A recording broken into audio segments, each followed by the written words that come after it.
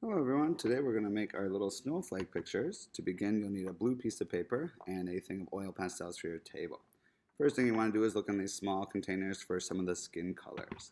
I found a nice peach color here, and then I'm going to quickly demonstrate how you can change that skin color with a brown as well. So once you found your skin color that works for you, go towards about the middle of your paper and you're going to create a little rainbow line. It's going to be the top of our nose. Then I'm going to make a bigger circle following below that. Before I color this in, I want to create my mouth. So I want to do a big sideways oval. Then I just simply take my time, push down a little bit to color this whole space in. I'm going to kind of go fast just to try to speed this up. But I want to make sure I don't leave behind lots of blue spaces. If your head first turned out too small, you can always make it a little bit larger as you start to color it in too. And then I'll show you quick, if you do need to change that skin color a little bit darker or lighter even, you can always add another color to it to mix it. So I'll show you over here I've created another one that I can show you that with real quick.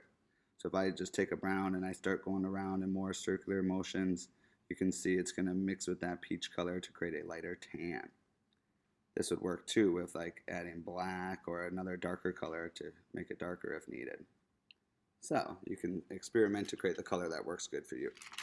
Now, once I'm done, I need to then grab a white to create my little teeth. So I want to make some teeth towards the top of my paper, or top of my mouth here. Then before I color in the rest black, I want to make my little tongue. And then now I need to carefully find a black oil pastel to color in between the teeth and the rest of that mouth area.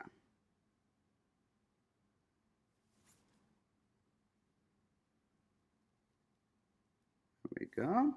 Now I can next add some hair, and because we're looking up at this person, the hair is going to kind of stick upwards like this, or maybe even come down the side. But we're not going to have the hair coming onto the face here. It's just going to either go up or out to the sides. That's kind of fun. Then you can pick a color that you want to begin with your scarf. Now please, let's try to get in the habit of like putting these back in the spots that they came from to make cleanup a little bit easier.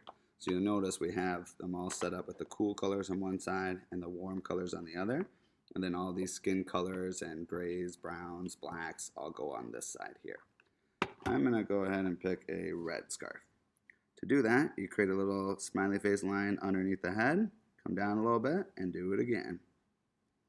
The cool thing about these oil pastels is they're strong enough to color on top of each other. So to create like patterns and stuff on your scarves or sweatshirts, you could for the most part, color right on top of another color.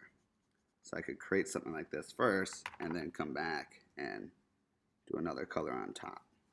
Depending on which colors you're using together though, it may or may not be super vibrant. So just kind of think about that. Maybe use your lighter color first, because then your darker color would easily cover it. But now you can see I'm just working my way down. Maybe next I want to create my sweater. Now you can decide to either just go straight down like this, or you could even have hands. You could have arms sticking up, sticking down. It's really up to you. You are the artist. But just make sure you go slow with that coloring to get it all filled in nice. And then I would really encourage you too to think of some more patterns or designs that you could put on your sweaters in this space here. Once you get all those little details done, you can end by creating some snowflakes in the background. So for the sake of time, I'm going to just add one last little glove here, and then I'll show you my snowflakes.